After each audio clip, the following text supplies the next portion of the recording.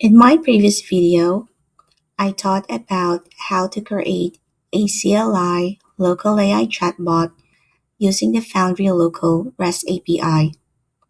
In this video, I'm going to do it differently. I'm going to create a local AI chatbot with an actual UI, and this time I'm going to use the Foundry-Local SDK, specifically its JavaScript SDK. The Foundry-Local SDK is available in the following languages: Python, JavaScript, Rust, and C#.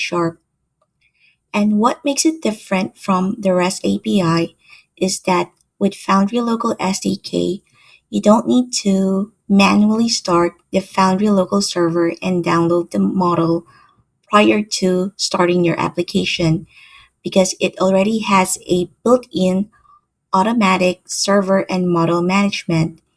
And aside from that, it will also automatically download the optimized AI model based on your computer's hardware. And that is why Foundry-Local SDK is the more recommended approach to use according to the Foundry-Local documentation. So now let's proceed with the tutorial. So after you have created your Node.js project, the first step is to install the Foundry-Local SDK. If you are developing for Windows, then use the Foundry-Local SDK 𝗏𝗏 to take advantage of the Windows built-in hardware acceleration. But if you want your app to be cross-platform, then just use the Foundry-Local SDK without the 𝗏𝗏.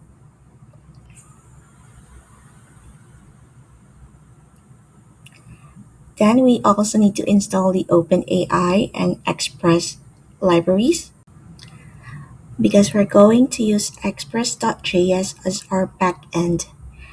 And right now we can see 3 high severity vulnerabilities. Okay, let's run the npm audit to see what's causing the issue. So it seems the library adn-zip is causing the issue, and it's one of the dependency of the Foundry-Local SDK. I think it's using a lower version and we need to upgrade it to the latest version. So let's go to package.json and add the following code snippet, which will override the default version of the adn-zip library inside the Foundry-Local SDK.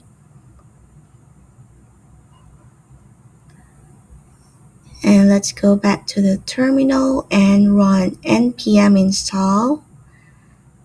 And now it has resolved the vulnerabilities issue. For this project, we need to create the following files: app.js, which will be our express.js backend. And then inside the public folder, we need to create index.html, which will be our front end. And for the package.json, we need to set the main property to app.js and set the start script to the command node app.js. And of course, we need to make sure that the type is set to module.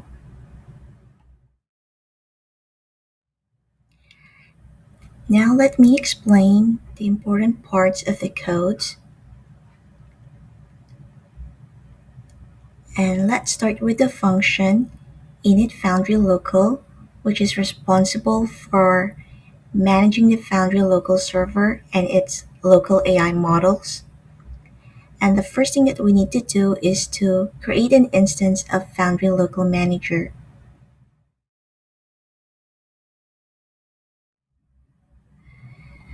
In this line, it will download the execution providers depending on your computer's hardware. So if your computer has both CPU and NPU, for example, it will download the execution providers for those two. So basically, It will check whether your computer has built-in hardware acceleration. Then we need to set the model that we're going to use. In my case, it's Qwen 2.5 1.5p, and then it will download the variant of the model that is optimized for your PC. So again, if you have NPU, then it will download the NPU variant of the model if it is not yet existing in your computer.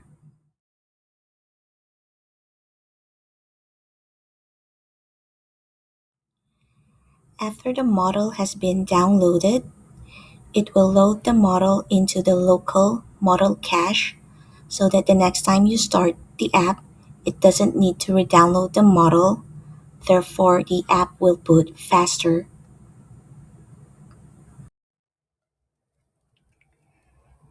After that, we need to create a chat client, which is what we're going to use for the rest of the chat API calls. At line 73, we define an API endpoint that we're going to use to check the status of the Foundry local server and whether the model is already loaded to the cache. At line 79 is where we define the actual chat endpoint. So whenever the user submitted a question to the chatbot, it will call this API endpoint to process that question by passing that question to the AI model by calling chat client dot complete chat at line 94. And then once the AI has returned a response, it will forward the response back to the chatbot client for display. And finally, at line 115, we need to make sure that when we start the node server, it will call the init foundry local method so that it will automatically start the foundry local server and load the AI model to the model cache. And let me now start the app by typing npm start. And let me copy this URL to my browser.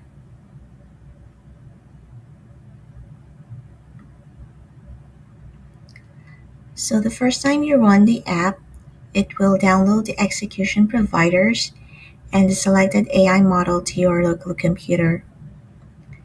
And this will take some time depending on your internet speed.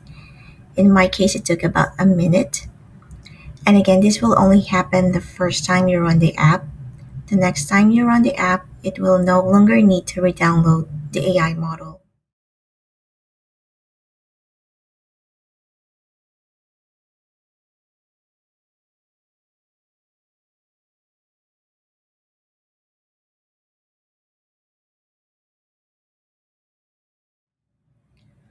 Once the model has been loaded, we can now start typing our question. For instance, what is the largest planet in the solar system?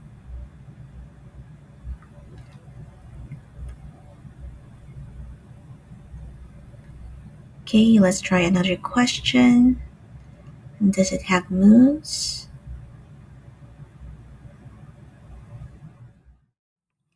In my user's home directory, a new folder was created which has the same name as my node project. And inside the cache folder, you can see that the NPU variant of the Qwen model was installed because my PC has NPU. So that's all for this video. I already put the link to the source code in the description box below. And in my succeeding videos, I'm going to teach how to integrate tool calling and speech to text in Foundry Local. So make sure to subscribe to my channel so that you will get notified once I uploaded those videos. Bye!